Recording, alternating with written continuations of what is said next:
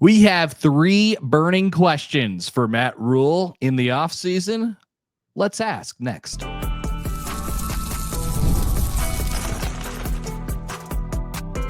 You are Locked On Nebraska, your daily Nebraska Cornhuskers podcast, part of the Locked On Podcast Network, your team every day.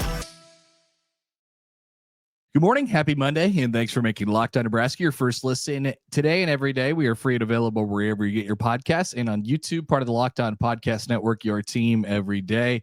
And today's episode is brought to you by FanDuel, which reminds you Super Bowl 59 is here, and there's no better way to make every play more exciting than with the FanDuel Sportsbook. New customers can bet $5, and if you win, you'll score $200 in bonus bets. Download the app now or head to FanDuel.com to get started. All right, welcome in. It is Monday, final days of January. I'm Mitch Sherman from The Athletic. Connor Happer of 1620 The Zone is with me. Today, we are going to ask and answer as best we can the 3 most pressing questions that await Matt Rhule when we someday get the opportunity again to talk to Nebraska's football coach. He's been busy, but it's been 30 days since we've heard from Matt Rhule. That's how long ago the Pinstripe Bowl occurred. It seems like a long month, Connor. I don't know about you, but I'm ready for January to be over. Yeah, I think so. We're making it through weather-wise, though. Not a hint of snow yet. So we're hanging in there. I don't want to tempt fate, but we're hanging in there.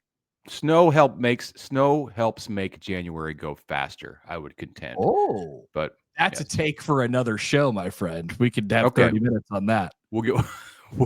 We'll get to that. The Super Bowl is set. I want to mention that. If you want to hear more talk about the Super Bowl, you should tune into Connor's 4-hour radio program that will be on 1620 later today. I'm sure there's one specific thing about the Super Bowl being set that I want to mention here at the top of this show before we get to the burning questions for Matt Rhule. So, did you see the locker room celebration last night with the Chiefs? After they defeated the Bills? Chiefs, Eagles in the Super Bowl for a unique game. Various celebrities like Taylor Swift and Michael Bublé and many dignitaries. Did I miss anybody, Mitch? Was there anybody else? Well, I noticed on Isaiah Pacheco's Instagram post. This was sent to me by my daughter, the rabid Chiefs fan, who knows nothing but her team playing for and usually winning Super Bowls. What a life. So Pacheco is in the locker room celebrating, and he calls over his boy. It's Dylan Raiola I knew I was going to do that. I was either going to call him Patrick or I was going to say the locker room belonged to Nebraska. No, it does not. But Dylan Raiola, the Nebraska quarterback, was in the locker room.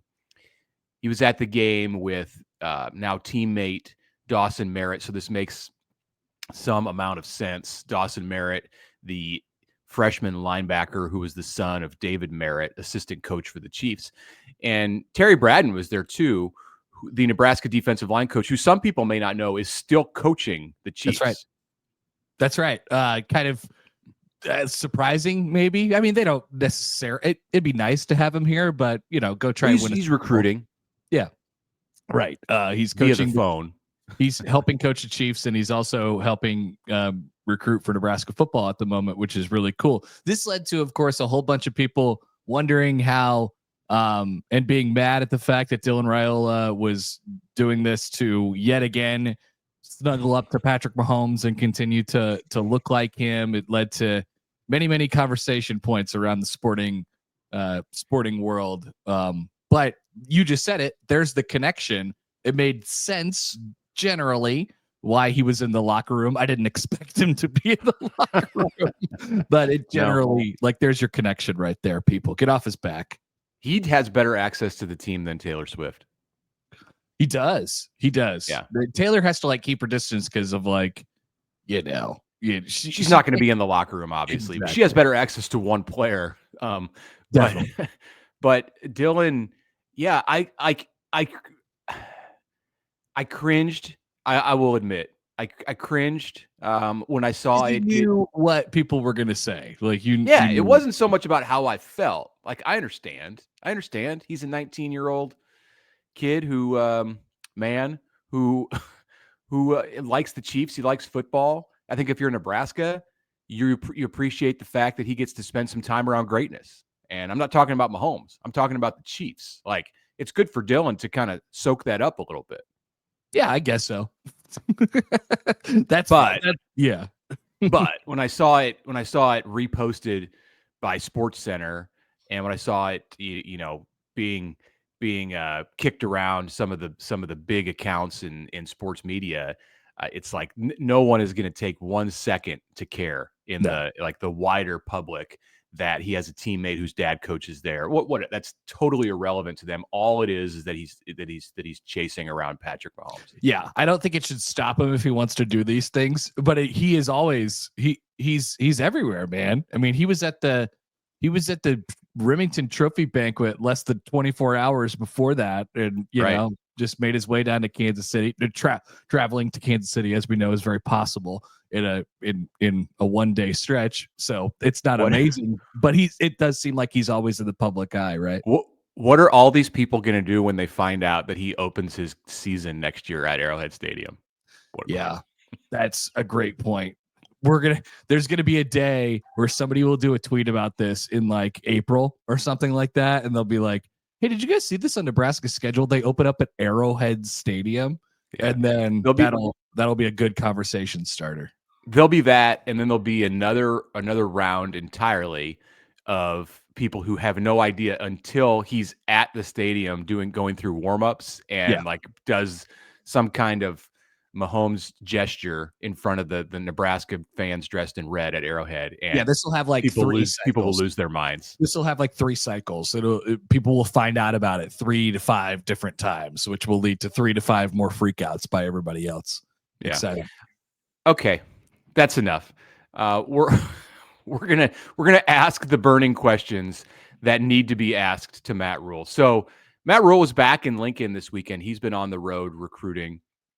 And this is why he has not been available to us, because it's been a very busy month for Nebraska football. But as February approaches this weekend, the mat drills are about to get started. The Huskers have been busy. They've been going through the early stages of winter conditioning, off-season training with strength coach Corey Campbell. Presumably, we will get an opportunity to sit down in a press conference setting with Matt Rhule sometime in the near future. And the first question that I think he needs to be asked, the first question that I would ask, what is the status of the special teams? Totally. I mean, it's something that I've asked, we have like a Nebraska football related guest on my show every day. And like, everyone's like, yeah, I don't really, I don't know. It doesn't feel like it's purposeful that it's taking this long. But like you said, they've had sort of other stuff on their plate for the last several weeks here. So now you could maybe start to think about the bigger picture and or people that you're going to bring into your program or reassignment of roles. Mitch, I don't know about you. Like, I have no inclining on what direction this is heading at this point. I don't know what they're looking for. I don't know what they diagnosed that was wrong outside of, we need to make a change in leadership at that spot, which they obviously did. But I mean, I think there's a lot to sort through there still from how it feels on the surface of things. It's been weird. And to me, I think the bigger question that at this point, they're going to name someone as a special teams coordinator, or maybe they'll hire a couple of special teams coaches. I mean, that wouldn't be the worst thing in the world to have more. It's a big job, and maybe have more than one coach. You can hire unlimited amount of coaches. So have a couple of coaches come in, do it a little bit unorthodox. Maybe somebody handles returns and another coach handles coverages. I don't know. I think one coach could probably do it, and if you find the right guy, it would be nice to have that leadership consolidated. I'm not even so concerned though about who the special teams coordinator is going to be. My question is more, how are they going to handle special teams? Like when I say what is the status of special teams as pressing question number one, what's their approach to it? How much do they care about it? How is this conveyed to the players in the program? What are they going to do that's different? Because you can bring in a special teams coordinator. You can bring in a new punter and a long snapper and a return specialist from the transfer portal, which Nebraska has done. But if your attitude and just your entire approach to that phase of the game isn't different than what it's been the last couple years, and let's be real, like most of the last decade, then it's not going to make much of a difference. Totally. I mean, I think that's what he was getting at when he said it needs a major overhaul. Like, it needs a major overhaul in thinking too. Mm-hmm. You know, how do we approach this thing? And that's why I said, like, before, I wish I knew sort of, that's why this is a great question, by the way, a good pressing question. Like, I wish I knew sort of how they felt about how it got the way it got over the last couple of years. Just, and we're just talking about in the Rhule tenure, right? Nothing that happened before him matters in this specific case. But like, I wish I knew how they felt about how they, how it got to where it got. And did they think it was exclusively an Ed Foley thing? They can't think that, right? But that's definitely one of the questions that would be super pressing for Rhule. The problem with special teams at Nebraska is much bigger than Ed Foley, who is listed, by the way, on the Nebraska coaching roster as the special teams coordinator still. So take that for what it's worth. He's not. Ed Foley is not the special teams coordinator at Nebraska. He was removed from that position early this month, and we are now at January 27th. Maybe Nebraska's waiting till the end of the month. Maybe Nebraska's waiting till it gets back on campus and Matt Rhule start and Terry Braden comes and joins the team. That's a couple weeks away. I don't know. It's not going to be him. He's the defensive line coach. I'm not suggesting that, but the coaching staff won't be complete and on campus until after the Super Bowl now. So who knows?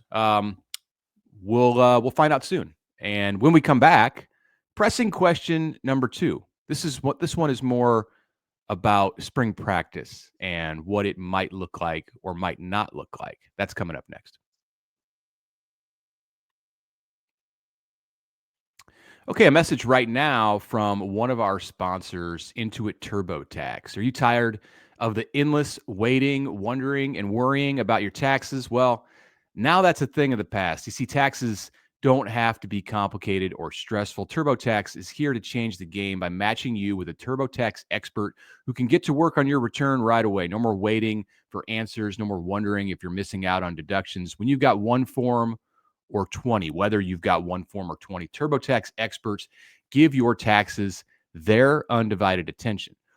You also get real-time updates on their progress. You can focus, as a result, on what really matters in your life. You won't have to lift a finger. You'll get peace of mind knowing that your taxes are being handled by the pros. So if you're ready for stress-free taxes and the most money back guaranteed, head over to TurboTax.com today. Get matched with your expert. That expert is ready to take your taxes off your plate so you can focus on your day. Only available with TurboTax Live Full Service real-time updates available on iOS mobile app only. See guarantee details at turbotax.com/guarantees.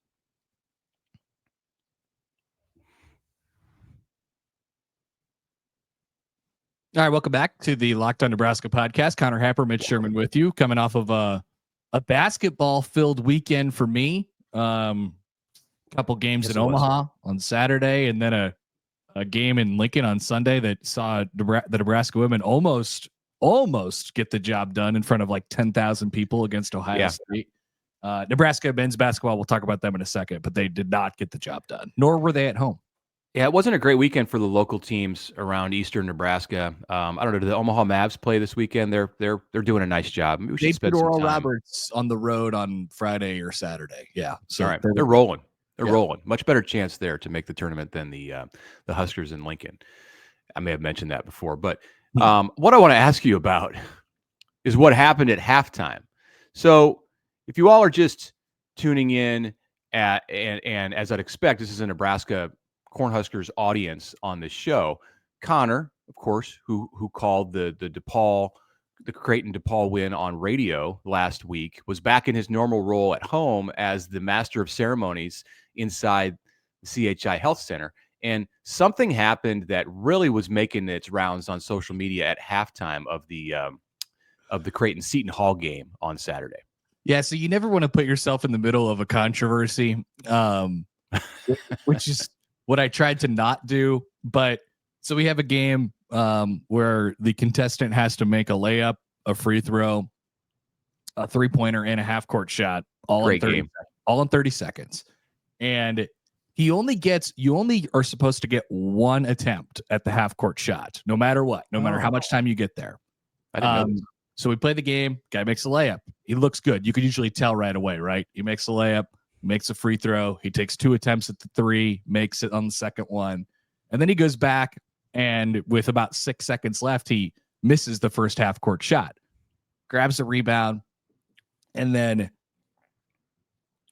ran out of time, but made the second one by a nose. And upon further review, he had his foot on the line as well.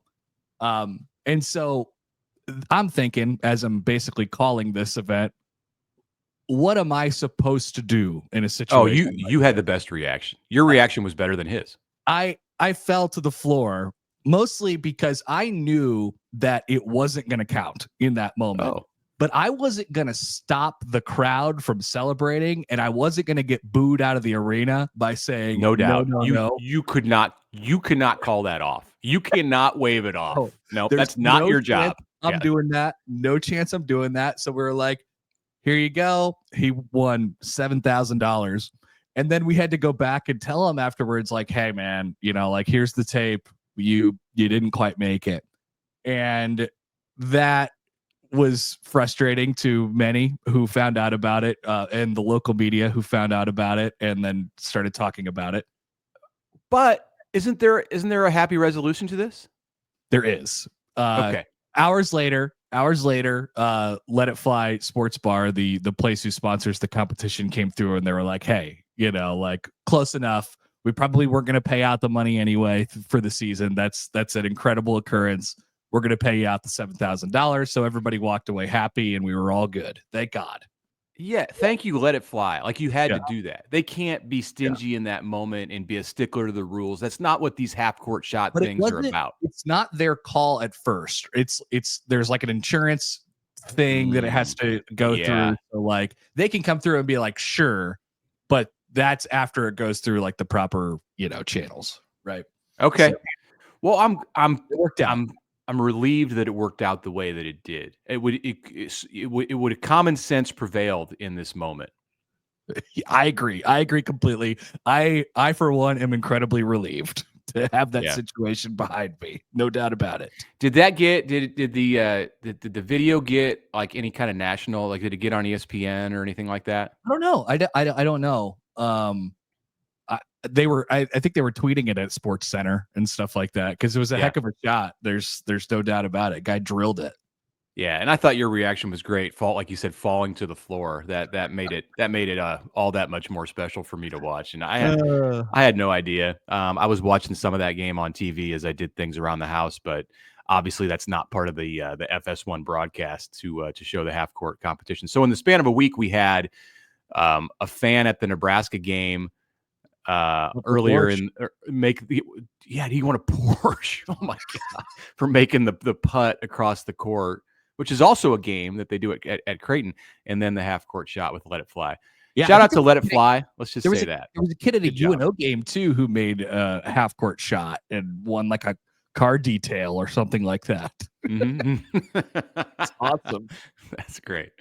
Okay, back to the burning questions for Matt Rhule. We will hear from Matt Rhule, I think, in the next couple of weeks. Who knows? There could be a notice being sent out right now into our email inbox that says, show up at the Hawks Championship Center this Thursday at noon, whatever. It could be coming, or it could be next week, or maybe he just doesn't want to talk to us until the middle of March. I don't honestly know. But when we get there, another question, what's the outlook for spring practice? Connor, Nebraska has not announced a date for the spring game. 2 years ago, the spring game was announced right after Matt Rhule took the job. It was mid-December of 2022. They announced the 23 spring game. And then last year, Trev Alberts did it on the radio in November, like right as the season ended, right around the Iowa game. He said, here's the date for the spring game. Everybody buy your tickets. Get ready. We're going to have a huge crowd. We are now almost to February, and Nebraska has not announced a date for a spring game. We believe that I'm not even going to say this. They're going to have spring football. I don't want to make a joke about that. Like, don't take it seriously. They are going to have spring football. Like, you get 15 practices. They're not going to turn that down.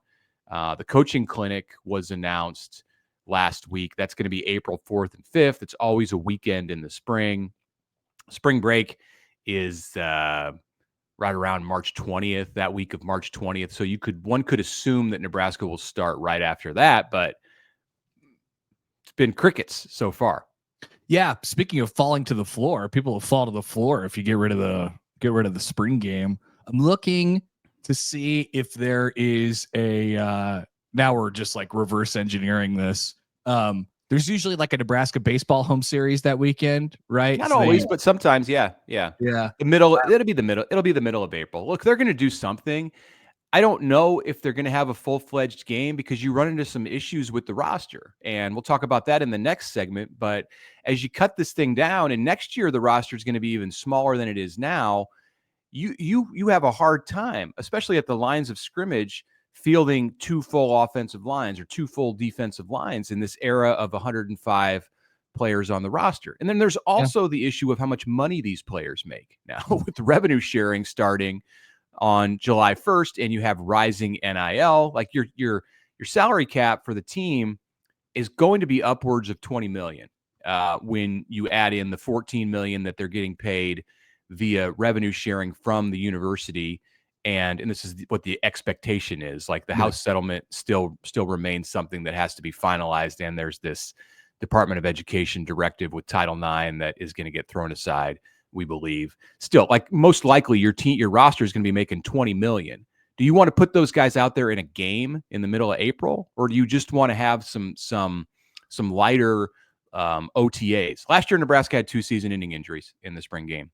Simple as that. And, I would think that would be a deterrent for sure. I would think that would be a deterrent. At the same time, Mitch, like just to play devil's advocate a little bit, because I agree with everything you're saying, but like there's a bunch of new players, like they need reps. Like they can get practice reps, and they need to get practice reps, and they will get practice reps. You get 15 practices, and so Nebraska has to like answer the question of, do you want to throw the 15th one away and just make? Obviously, it's a moneymaker for Nebraska, so you can't.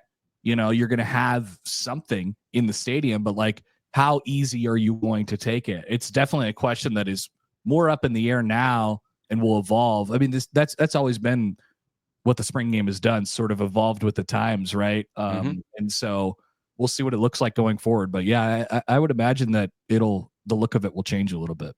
Yeah, I'd expect it's going to be a little bit less like a game this year. And then in years forward after this year, like starting in 2026, even less like a game. So this is kind of the evolution of it. There's a transition into what the future might be. Maybe we'll have spring football in June, which we've talked about before on this show, and how to fix the college football calendar. But that's not this year. This year, it'll get done when it normally gets done. We just are awaiting an announcement, and I'm looking for some insight from Matt Rhule. I'm sure part of the reason that this still hasn't been made public is because it's being kicked around in the coaching offices with the head coach and others as to how to best handle it. Indeed. All right, we'll take a quick break. We have question number 3 coming up regarding the size of the roster. Back after this. But first, our word from our friends from the FanDuel Sportsbook. Our Super Bowl matchup is set. Kansas City and Philly. No, this isn't 2 years ago. This is right now. This is 2025. One game, 2 teams, endless possibilities. There's no better way to make every play more exciting than with the FanDuel Sportsbook. Whether it's predicting who's going to score the first touchdown in the game, or you could take a look at the Super Bowl MVP odds right now. How about, obviously Patrick Mahomes is the favorite.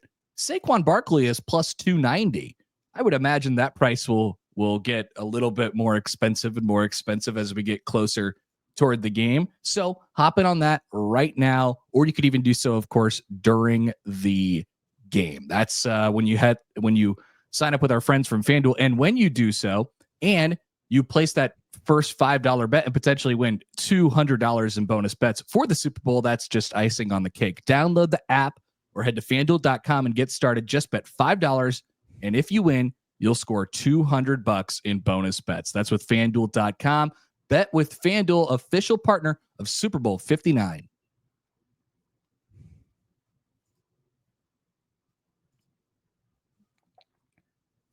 Okay, welcome back on this Monday episode of the Locked On Nebraska podcast. I'm Mitch Sherman from The Athletic. Connor Happer of 1620 The Zone is with me. Connor, on Sunday, let's quickly touch on this before we get to burning question number 3 that Matt Rhule can and likely will be asked the next time we get the opportunity to talk with him.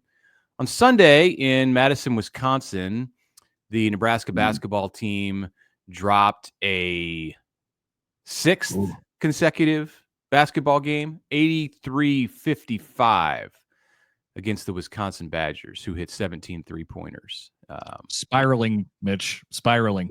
This is turning to the point of ugly. I think what you're now concerned about is Nebraska's season just kind of losing all definition, losing all focus, and the Huskers struggling even to make the Big Ten tournament. Is that something we should be thinking about?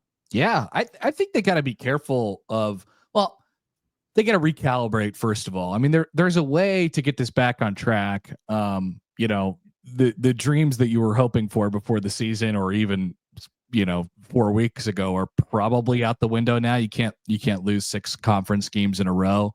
But sadly, yeah. That's the unfortunate part about this, but you could definitely get it back on the right track. I think they just have to recalibrate. They've spent the last 2 games tinkering with lineups, and the quotes that have come out afterwards from leadership, from guys in leadership positions, have been odd. It just feels like really the weight of the world has come down on Nebraska basketball's shoulders at this point. And unfortunately, the game that you have to calibrate in front of right now is Illinois, who's one of the back at contenders in the Big Ten. So, if you take these 30-point losses where you get drubbed and the other team's annual and mixtape touring you, and like you end up 4-16 in the league, like that's the stuff that gets people fired. Like it can't go that way for a veteran team. So they got to get it back on track fast.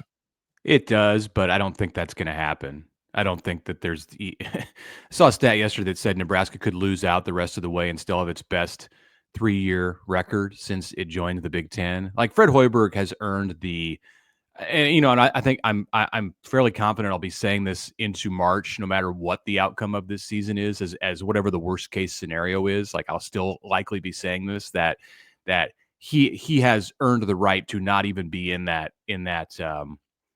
area. You may disagree, but I don't know. Like, I know what you're saying, and I think Fred's good. I think Fred is really good. But you can't, like, it can't go this bad. This team is not as bad as it looks right now, right? Mm-hmm. And so you tell me that in 3 weeks, if they're on a 12-game Big Ten losing streak, like, it ain't gonna feel like everybody's coming back and you could just do the whole thing again. So I don't know. You got to put yourself in those shoes a little bit. He's already on like his second life as the Nebraska basketball coach. Mm-hmm. Of course, that was a different athletic director who gave him that reprieve after his first run at it didn't go well, and he's responded the last 3 years. But anyway, we'll talk about that as the winter goes on. I want to get to our third pressing question. We've got 4 or 5 minutes left in the show. So what we will ask Matt Rhule the next time we get the chance is simply, is the roster cut down on track? So I wrote in early December, in touching on what Nebraska's transfer portal needs were, that the Huskers would likely go into spring practice about 10 to 15 players over the 105 limit. And that would seem like a good place to be. You'll have some players who kind of make their way out of the program because the writing is on the wall in the spring, and then there'll be a few hard cuts to make, and maybe there'll be an injury or two, and you just kind of float down to that level, and by July you'll be at 105. Well, 10 to 15 is a lot different than 26. And 26 is where Nebraska's at today. So the roster includes 131 players. Some numbers to throw at you: that there are 96 players who are back from the 2024 roster. Nebraska has added 20 incoming freshmen and 15 players out of the transfer portal. You have 33 who have gone into the transfer portal for Nebraska since the end of the regular season. 3 of those 33 withdrew. That would be Emmett Johnson, Keona Davis, Isaiah Nair. Johnson and Davis are back with the Huskers. Nair is off to the NFL. Saw him at the East-West Shrine game this last weekend, or at least in practices for that, was standing out. So of the remaining 30 who left, 22 have found new spots. And then there are 30 players who walked on senior day in November before the Wisconsin game.